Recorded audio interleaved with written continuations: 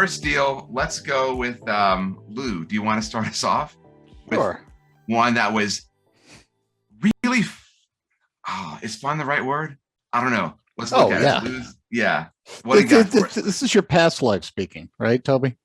It would have been fun for the lawyers involved. Okay, so it would have been fun. Yeah, and Lou, I know we talked about this a couple times before. It was so fun for me just to follow your thoughts on this. So give us a quick rundown on this one. So we had this year our first major North American railroad merger of the century and likely our last. Railroads, there are 7 big railroads in North America. They were forbidden from merging anymore by the United States government in 1999 because they were so bad at it, basically. The 2 smallest decided, let's give this a go, Canadian Pacific and Kansas City Southern. They announced their engagement. Canadian National came in, stole the show, took over, and struck a deal to merge with Kansas City Southern. And then regulators sort of put the kibosh on that. And just last week, actually, the deal closed, sort of.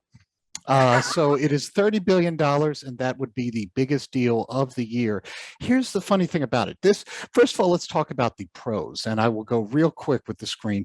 This is truly a NAFTA railroad going all the way from a deep water port in southern Mexico that can bypass all that congestion in LA, all the way up through to the east and west coast, even New York City. This is a dream come true. This is a one-stop shop. And it is, as I say, probably the only chance to ever consolidate railroads again. The downside, because this was such a tough sell, Canadian Pacific agreed to pay shareholders of the seller, Kansas City Southern, before it received regulatory approval. So they just wrote a check for $30 billion. The assets of the railroad have gone into a trust where Canadian Pacific cannot touch them legally. And there they will stay for a year, possibly longer, while this is figured out by regulators.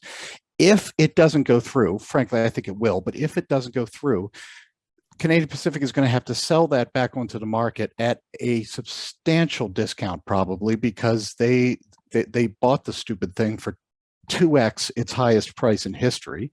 Plus, even in the best case scenario it goes through, we are not starting this integration for at least a year.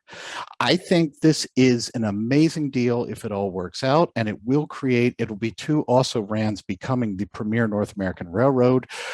I would have put it number 1 on that, if not for all of the risk, all the uncertainty, and all of the chaos it's causing, which I do think this will pay off for investors if they get it right.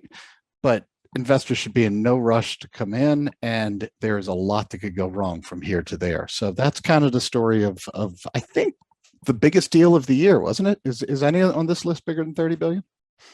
I don't think so. I think that might be. You got me by 1 billion. So you see, there you go.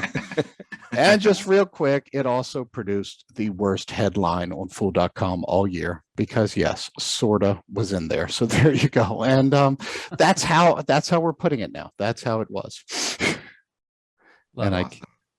Awesome. Thanks. Yeah, I love this one because of the drama, right? I mean, there was so much drama here. We talked about it multiple times. It seems we had a string going, Lou, where we would be doing this in the industrial show, and every week something new, like someone would raise their bid, and it was just ridiculous. And I love paying before, regulators actually say, it's insane. It's insane. Here's 30 billion, which may or may not actually happen. Right. Hey, but when Canadians fight, we all win. Nice. Love it. Yeah. Thanks, Lou.